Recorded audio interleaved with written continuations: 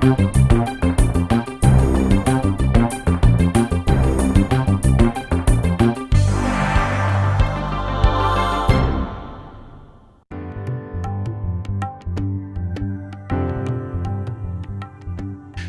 David, our plan now is to really examine you. I'd like to really go over in detail what we're planning to do and why we have to do it.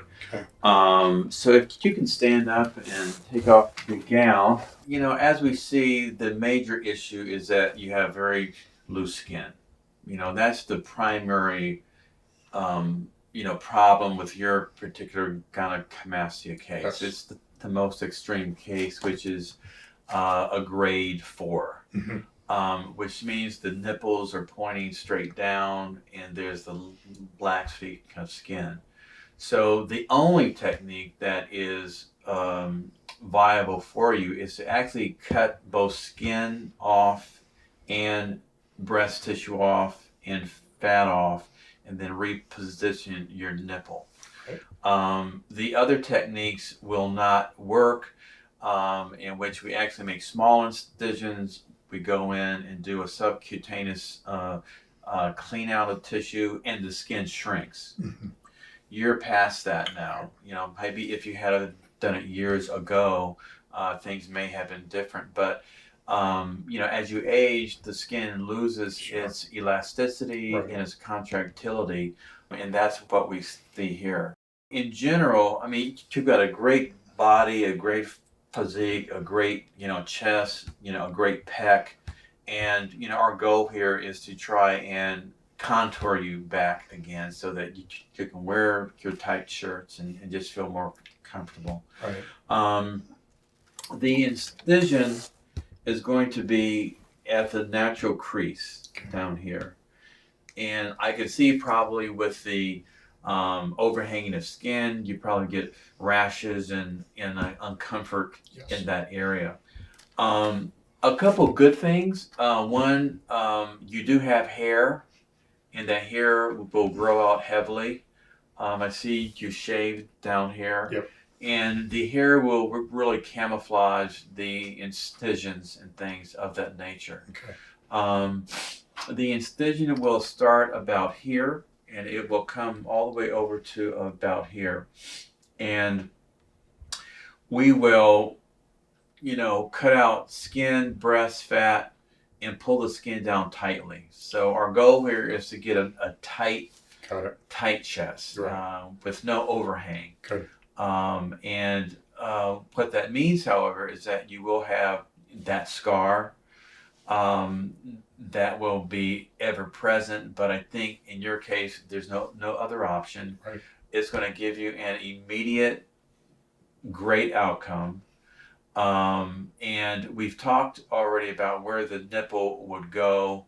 And you showed me some pictures, which I certainly agree with, that in a male chest, the nipple should be, low and lateral. It shouldn't be high and medial. Airing out laterally and lower is better than any place else. I agree.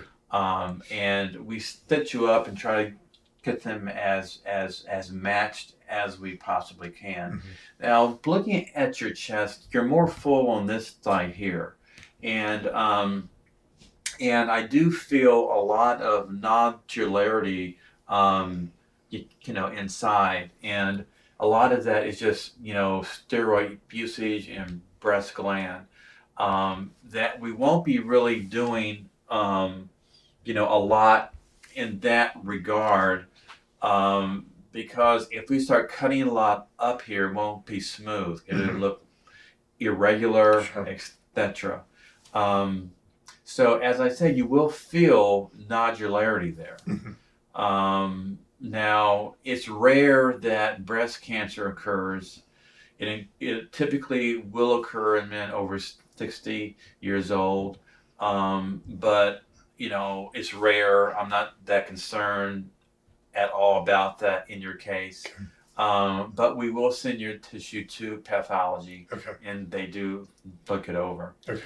Now, in terms of marking out your chest, the first thing I do is try and get our incisions as symmetrical as we can.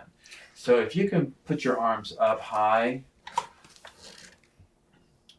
and this is the natural fold is where we try to go in at, which is going to be right here.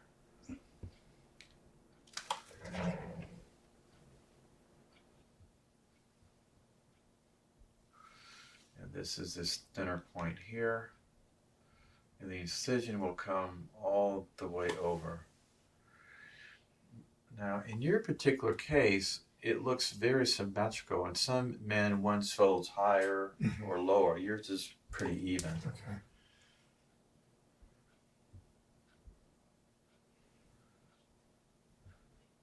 Okay, you can put your arm down now.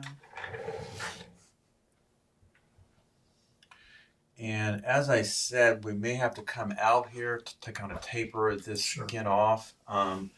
Unfortunately, we'll to form your tattoo. Oh, don't worry about that. Not a problem. Okay. And probably the amount of tissue we're going to take off.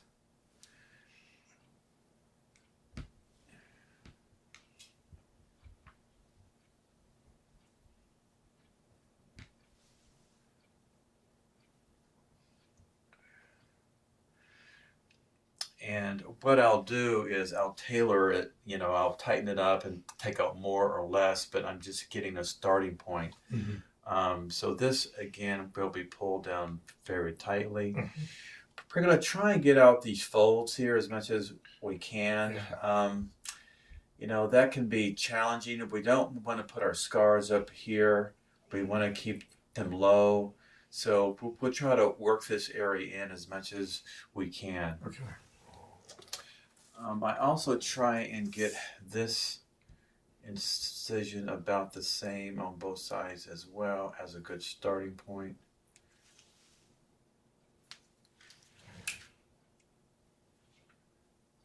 And as I said, our goal is the skin to be tight. So that when you wear your t-shirt, it's snug. So we will take the nipple off completely. And it's going to be reattached as a graft. The graft takes, you know, always. It never really dies. It just is cut out. It's basically sewn on. There's a bolster that's put on top, and it takes about a month to really take hold. Okay. So again, you're going to be more full here because that's the way your anatomy is. Are you right or left-handed? I'm right-handed. Okay. And you're larger on your left side. So David, any questions that you have? We talked about just the loose skin. You know, even when I go down like this, you see all that looseness. You think we'll lose some of that? Yeah, I want you to do that again. So it's going to be more like this. So it will definitely improve some of this laxity. I mean, from this dimension will be there, but you'll gain it.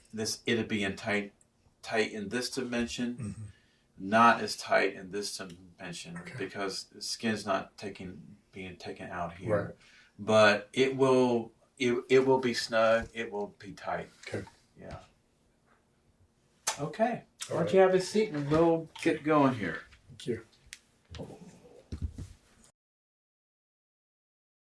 This is the compression vest that you're going to be going home with today. It's going to be on you when you're waking up from surgery, and you'll keep it on you until your post-op appointment when you come back.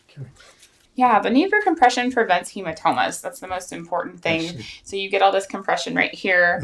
Once we remove all that tissue, in this part especially, so when you're at home, if you feel like this is getting loose, you can undo it and retighten it so it'll go like this to prevent hematomas. Got it. Okay? All right. All right. David, hi, Dr. Gaynor. We spoke last night. Yes, hi, Dr. Gaynor. You got a good night's sleep last night? I got a little bit of sleep. No. Well, we spoke, and I know just to go over the information, we spoke about the last couple nights I know you have not had surgery before. Right.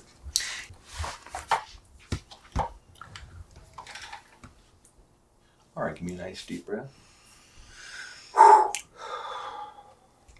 Then I'll put monitors on you on blood pressure cuff, EKG pads, normal stuff I use to follow you. And I'll give you some medicine through the IV, which will make you go to sleep.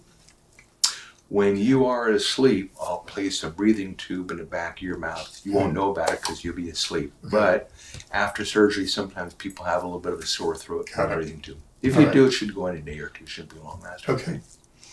All right. Well, we're here to take good care of you. Thank you. You've been through, you read the risks and complications list, and whenever you consent, you accept those. It's extremely, you're healthy, you're fine shape. Blood pressure looks like it's in very good control, so I think everything will go very, very well for you. Wonderful.